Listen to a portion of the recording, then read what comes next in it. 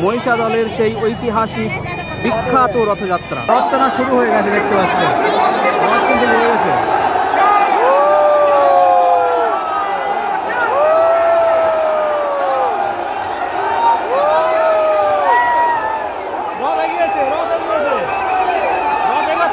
রাজবাড়ির এই মহিষাদল রথ আমার জীবন ধন্য হলো। এটাই হচ্ছে সেই পবিত্র দড়ি।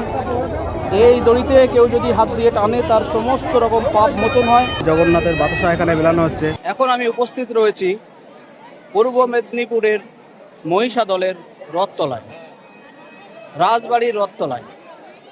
এই রথ বিগত ২৫০ বছর ধরে এখানে পালিত হয়ে আসছে। এই রথের সূচনা হয় ১৭৭৬ সালে রাজপরিবারের রানী জানকী দেবী। তিনি স্বপ্নাদেশ পেয়ে এই রথযাত্রা সূচনা করেন। তারপর থেকে প্রতি বছর রথযাত্রার দিন এখানে কিন্তু রথযাত্রার আয়োজন করা হয় এবং সারা পশ্চিমবঙ্গের মানুষ এখানে হাজির হন এবং রথযাত্রার যে এই সন্ধিক্ষণ, এই মহা উৎসবে সবাই পালন করেন এবং সবাই মিলে একত্রিত হয়ে এখানে ভগবানের চরণে সবাই শপথ হন। তো সেগুলো আমরা সব কিছু দেখার চেষ্টা করছি। আর এখানে আর কিছুক্ষণের মধ্যে রথযাত্রা শুরু হবে। এখন দুপুর ১টা বাজে, ৩টে থেকে রথযাত্রা হবে। আর কিছুক্ষণের মধ্যেই আমরা সেই মহাসন্ধিক্ষণ এবং সেই মহাসূচনা সময় আমরা দেখতে পাবো।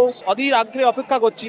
তো চলো আমরা যখন রথযাত্রা শুরু হবে সেই সমস্ত দৃশ্য আপনাদের কাছে অকপটে নিয়ে আসবো। অবশ্যই আমাদের সঙ্গে থাকুন। দূরে আমরা রথটা দেখতে পাচ্ছি, রথের দিকেই যাচ্ছি। আকাশে এখনও সাদা সাদা মেঘ ভাসছে। আর এখানে অসংখ্য সব ভক্ত তারা একত্রিত হচ্ছে। আর কিছুক্ষণের মধ্যেই এখানেই শুরু হবে সেই ঐতিহাসিক রথযাত্রা। তো দেখতে পাচ্ছ মহিষাদলের সেই বিখ্যাত রাজবাড়ির রথ এই রথতলাতেই এখনও রয়েছে, এখনও রথযাত্রা শুরু হয়নি। রথের সামনে প্রচণ্ড ভিড় আমরা দেখতে পাচ্ছি। চলুন রথের বিশাল বড় যে দৃশ্য এবং রথের ভিতরে যে পুজো অর্চনা চলছে সেই পুজো অর্চনার ফুটেজটা দেখছি। আর এখান থেকে রথের পুরোপুরি দৃশ্য দেখানোর চেষ্টা করছি।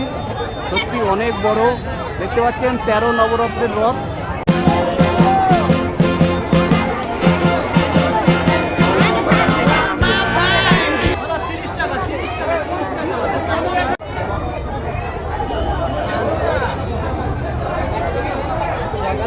আমরা এখন দাঁড়িয়ে রয়েছি সেই মহিষাদলের ২৫০ বছর পুরানো বিখ্যাত রথের সামনে। তো আমরা মহিষাদল রথযাত্রার সামনে এসে একজন কলকাতা থেকে একজন দাদা এসছে, আমি তার ইন্টারভিউ নেব। তিনি কোত্থেকে এসছেন এবং রথযাত্রা এসে তার কেমন লাগছে। দাদা আপনার নামটা বলুন। নমস্কার, আমি মহেশতলা থেকে আসছি। আমার নাম ধ্রুবজ্যোতি মণ্ডল। আমি আকাশবাণী, দূরদর্শন এবং চলচ্চিত্রের গীতিকার।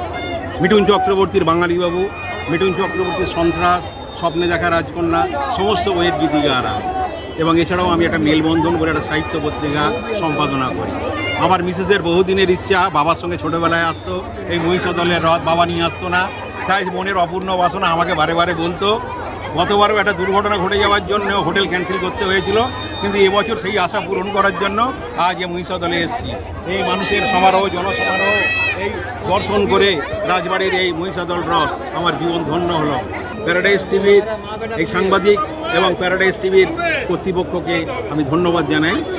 মানে আজ এই উপস্থিত হয়ে এই জগন্নাথ মহিষাদলের রথযাত্রায় তিনি এসেছেন এবং আমার ইন্টারভিউ নেওয়ার জন্য আমি সবাইকে ধন্যবাদ।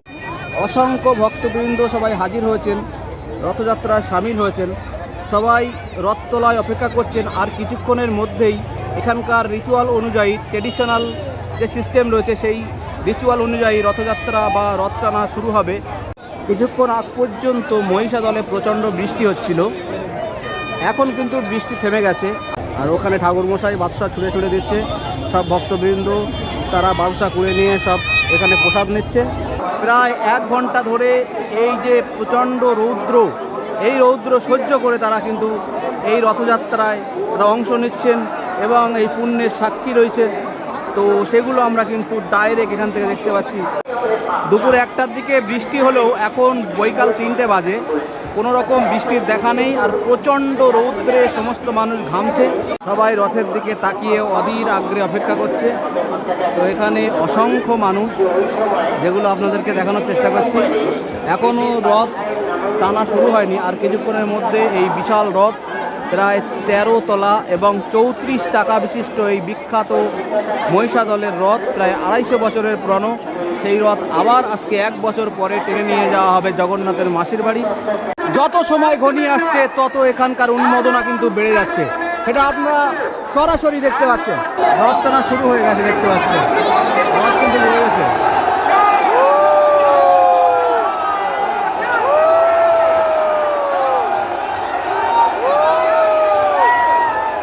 রথ এগিয়েছে, রথ এগিয়েছে, রথ এগোচ্ছে, দেখতে পাচ্ছেন। আরে বাবা!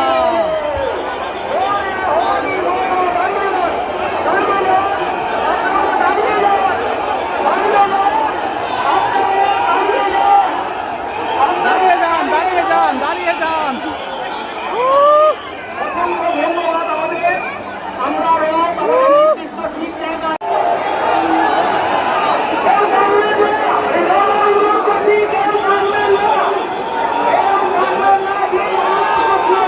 জয় জগন্নাথ।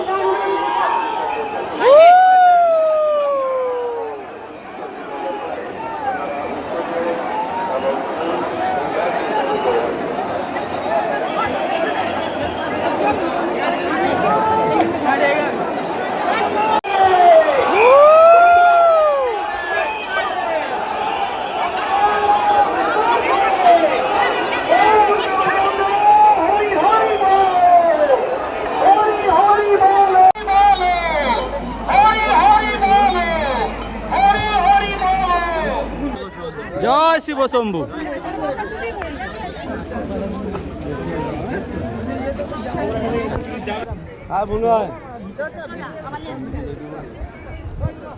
রাজামশাই আসছে, এই যে রাজামশাই।